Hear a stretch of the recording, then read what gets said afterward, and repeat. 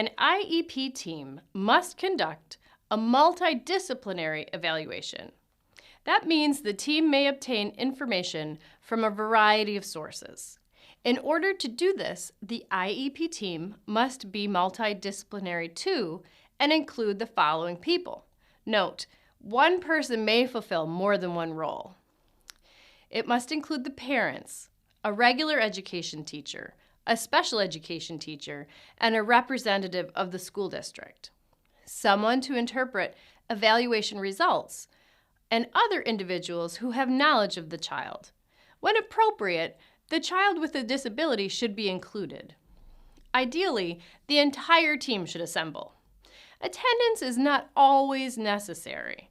Members may be excused if the parent and the district consent to the excusal. If the member submits in writing input into the development of the IEP. Parent agreement must be in writing.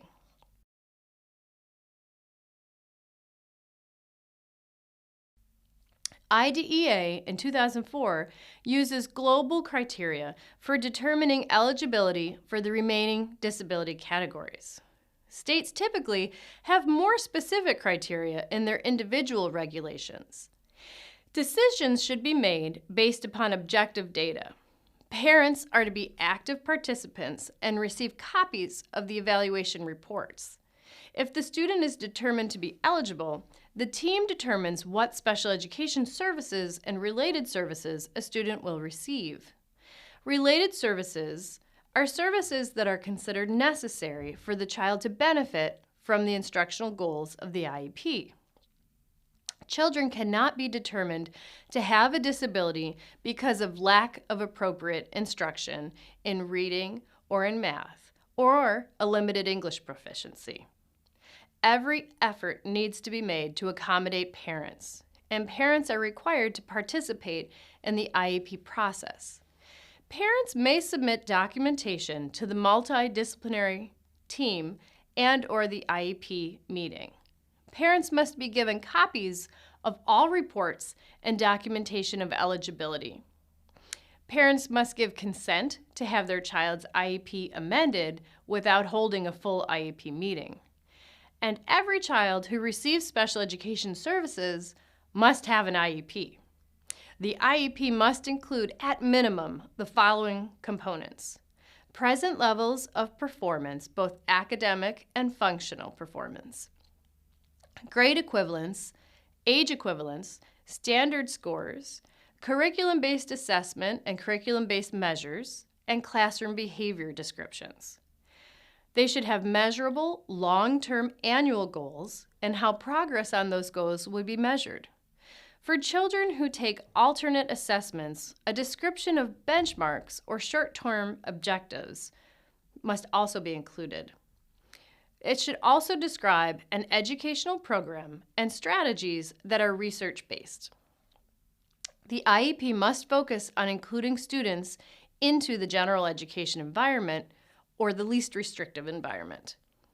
A statement of how the child's disability affects their involvement and progress in the general education curriculum, and an explanation of the extent, if any, to which the child will not participate with non-disabled children. A statement of participation in statewide assessments, a rationale provided if statewide assessment is not appropriate, and an alternative assessment must be provided. Descriptions of any accommodations permitted during statewide assessments, and the projected date for the beginning of service and modifications, the anticipated frequency, location, and duration of those services and modifications. Considerations for the IEP team include strengths and needs of the child, academic, developmental, functional, and concerns of parents regarding their child, the results of any assessments, behavioral considerations, limited English proficiency considerations, and considerations for students who are blind or visually impaired, have communication needs, or use of assistive technology. Transition services are services that are designed to assist a student making the transition between school and adult life. For example, school, work, living, and in the community. IDEA requires transition services to be included in any student's IEP who is 16 years of age or older. A transition plan may be in place for a student who is younger than 16, if appropriate, or state law requires it. Transition assessments and measurable goals must be included in the IEP.